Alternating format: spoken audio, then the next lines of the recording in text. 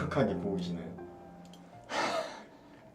이게 웃을 일이 아닌데 일단 우리나라 사태가 심각하잖아요. 난리가 났죠. 어떻게 보면 대통령께서 이제 비상계엄을 선포하고 그 이후에 지금은 이제 정치적인 정쟁으로 흘러가지만 비상계엄 이후에 이 전국이 심상치가 않습니다. 그래서 저는 항상 이걸 보면서 체크를 하죠. 그 비상계엄 때 네. 무서워가지고 부산으로 도망가셨다는데.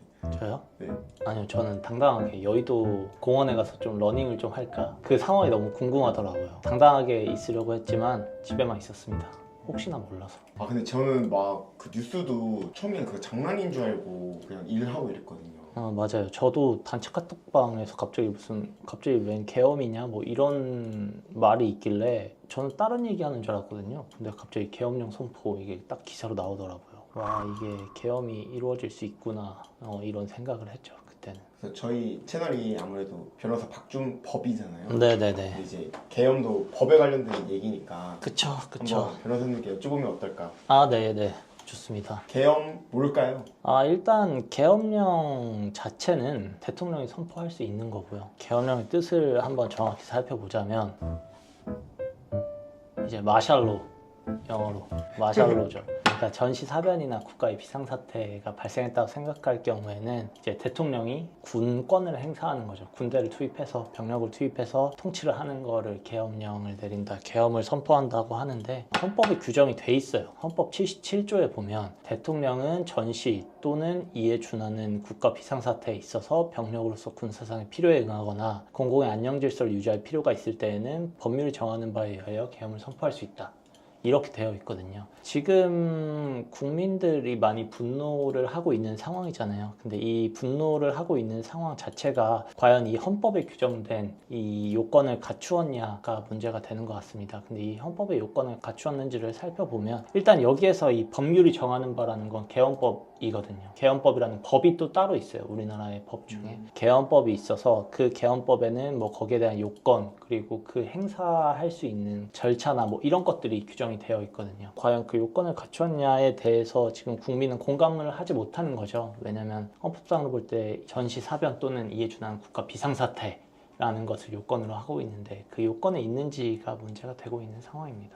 탱크도 돌아다니고 국회에 막 헬리콥터도 막 뜨고 그쵸. 군인들이 막 총 들고 막 뛰어들어다니고 그렇게 그쵸. 하는데 사실 계엄이 선포되는 것 자체로는 그러한 상황들이 발생을 할 수 있습니다. 왜냐하면 군이 개입해서 병력으로서 계엄을 선포하고 다스리는 거기 때문에 충분히 그런 상황이 있을 수 있습니다. 그래서 장갑차들도 막 오다가 막 시민들한테 막혀서 못 가고 이랬잖아요. 뭐 그런 것들이 계엄 상황에서는 충분히 일어날 수 있는 상황인 거죠. 금방 멈춰졌잖아요. 그거는 왜 그렇게 되는 걸까요? 이것도 헌법에 규정이 돼 있어요. 헌법의 77조 5항에 보면 제적의원 과반수의 찬성으로 계엄의 해제를 요구한 때는 대통령이 이를 해제하여야 한다, 이렇게 되어 있는 거고, 그것 때문에 이제 국회의원들이 그렇게 밤에 야밤에 국회로 모여서 막 말담하고 막 이렇게 해가지고 의결을 한 겁니다. 거기에 대해서 결국에는 과반수의 찬성 151명 이상이 됐기 때문에 대통령이 그걸 받아들여서 계엄을 해제한 거고요. 근데 이게 막 동의도 없이 대통령이 한 건데 왜 이렇게 계엄한 걸까요? 사실 그건 대통령님의 판단이기 때문에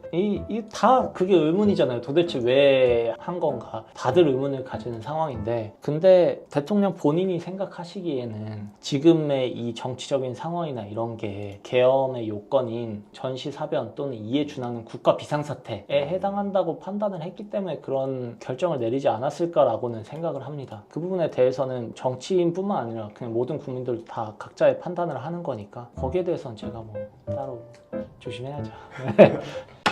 탄핵에 관련해서는 이것도 법이잖아요. 어떻게 하면 할 수 있는 거고 어떻게 하면은 안 되는 건지. 지금 이 비상계엄 사태와 관련해서 헌법 관련해서 되게 문제가 많이 돼요. 법조인들이 좀 특히나 이게 문제가 된다라고 생각하는 건 정치적인 걸 떠나서라도 헌법이 있고 법률이 있는데 그에 따른 절차를 갖추었는지 여부가 사실 명확하지 않아서 이제 그 부분이 문제가 되는 거고, 이 탄핵 또한 마찬가지예요. 이것도 헌법에 규정이 돼 있어요. 그래서 탄핵 같은 경우에는 대통령이나 국무총리 국무위원, 뭐 장관들이죠. 뭐 이렇게 해가지고 이런 공무원들이 직무집행을 함에 있어서 헌법이나 법률에 위반되는 행위를 했을 때는 탄핵 소추를 의결할 수 있어요. 그것도 의회의 권한이에요. 탄핵을 소추를 의결할 수 있는 권한. 그래가지고 이제 저번 주 토요일에 12월 7일이죠. 탄핵 소추를 의결을 했는데 제적의원 3분의 2 이상의 찬성이 있어야 돼요. 200명이 넘어야 되는 거죠. 그런 상황에서 정족수를 못 맞춰서 결국에는 부결이 된 거죠. 그럼 만약에 3분의 2가 넘었었으면 바로 탄핵이 이루어지고 그건 아니죠. 이제 그거는 또 의결이 되면 탄핵소추는 헌법재판소에서 판단을 해요. 이미 역사상 2번의 탄핵 의결이 있었어요. 노무현 대통령 때 한 번 있었고 박근혜 대통령 때 탄핵이 한 번 의결이 돼서 헌법재판소의 판단을 받았었는데 그때 당시 헌법재판소의 의견, 판단은 그래요. 탄핵 조건 자체가 헌법이나 법률을 위배한 때라고 되어 있지만 지금 현재 파면을 할 정도로 중대하느냐 여부를 헌재는 그 기준으로 삼고 판단을 했거든요. 노무현 대통령 때는 그렇게 중하지 않다라고 판단해서 기각을 했었던 거고 박근혜 대통령 때는 지금 파면할 정도로 중대한 법률이나 헌법의 위반이 있었다라고 판단을 한 거고 그래서 이번에도 아마 만약에 올라갔으면 헌재에서 판단을 하겠죠. 근데 그 기간은 노무현 대통령 때는 2달, 박근혜 대통령 때는 3달 이 정도 판단에 시간이 걸렸어요. 그래서 아마도 이게 의결이 돼서 탄핵이 올라갔다면 또한 그 정도의 기간 동안 헌법재판소에서 판단을 한 후에 헌법재판관님들께서 결정을 내리지 않으셨을까라고 생각을 합니다. 이게 제가 어렸을 때 교과서에서만 보던 삼권분립이 그쵸, 이렇게 그쵸. 쓰이는 거네요. 그쵸. 의회가 이거를 의결을 해서 올리고 사법부가 판단을 하고 이거는 결국에는 행정부에 대한 탄핵이잖아요. 그거를 입법부랑 사법부에서 하는 거죠. 재밌네요. 그쵸. 재밌어요.